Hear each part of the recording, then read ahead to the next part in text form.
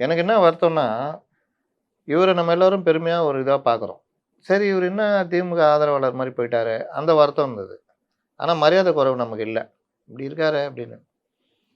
நேத்து பேசினப்போ சுத்தமா மரியாதை போயிடுச்சு. ஏன்னா, ஒரு பெரும்பாலான பெண் சமுதாயத்தையே இவர் வந்து அந்த வார்த்தைய பயன்படுத்துறாரு. நமக்கு பயன்படுத்த இஷ்டம் இல்ல. அந்த வார்த்தையோட இன்னொரு வார்த்தை என்னன்னு தெரியும்ல? மோசமானது இல்லைண்ணே. அது சொல்லாம இத சொல்றாரு. சொல்றாரு. எப்படி சொல்லுவீங்க? விஜய் இல்ல அந்த நான் கேட்கிறேனே, அவரு சொல்றாருன்னா, தமிழ்நாட்டுல அந்த தொழிலுக்கு என்ன அனுமதி இருக்கா? ம். நீங்க அப்படிப்பட்ட ஒரு விஷயத்த நீங்க சொல்லலாமா? நீங்க குழந்தைகளை அறிவியல் பூர்வமாக கொண்டு வந்த மகா தலைவனுடைய இதா இருந்துட்டு உதவியாளரா இருந்தீங்க. அப்போ நான் என்ன கேட்கிறேன், ஒரு விஜயுடைய ரசிகை. அந்த குழந்தைக்கு ஏதோ தெரியல. அது அந்த வார்த்தைய சொல்லிச்சு. ஒரு பொண்ணு தானே சொல்லுச்சு. ஆமா.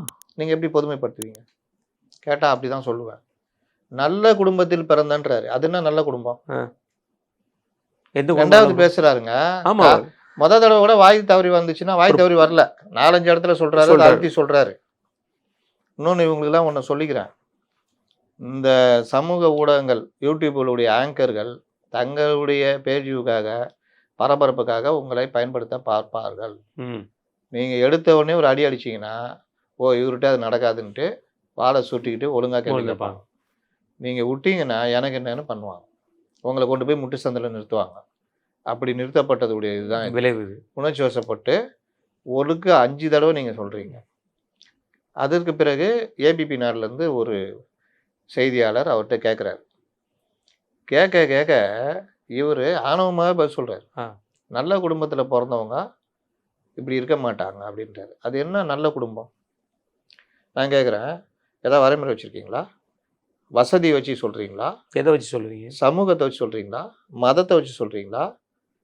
இல்ல அந்த செக்டார் பிரிப்பாங்கல்ல, குடிசை பகுதி, மத்தியதர பகுதி அந்த மாரி ஏதாவது சொல்றீங்களா? எது நல்ல குடும்பம்? எப்படி? இந்த வார்த்தையே தப்பு இல்ல. தப்பு. அதுவும் யார்ட்ட இருந்தீங்க? இல்ல நமக்கு என்ன ஒரு மனசு கஷ்டம்னா, இனிமே வந்து அவர் வந்து அப்துல் கலாம் அவருடைய உதவியாளர் அப்படிங்கிற வார்த்தையே சொல்லவே கூடாது. பொன்ராஜ் திமுக ஆதரவாளர் அப்படிங்கிற மாதிரி பொன்ராஜ் அவர்கள்